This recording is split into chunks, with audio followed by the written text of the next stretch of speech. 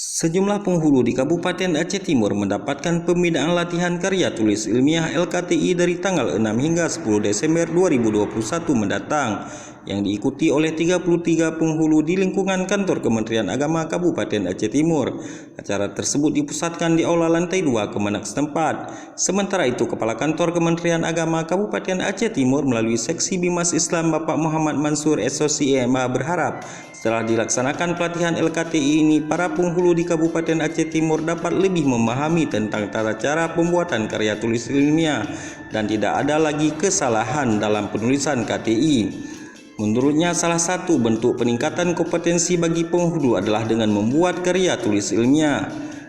Terakhir, Muhammad Mansur mengatakan, ke-33 penghulu akan dibekali ilmu KTI oleh dua narasumber yang berkompeten di bidangnya, yaitu Dr. Mawardi Sregar MA dari Ketua Dewan Pembina Dakwah Sumatera Utara dan Kepala Kantor Kementerian Agama Kabupaten Aceh Timur Haji Salman SPD MAG.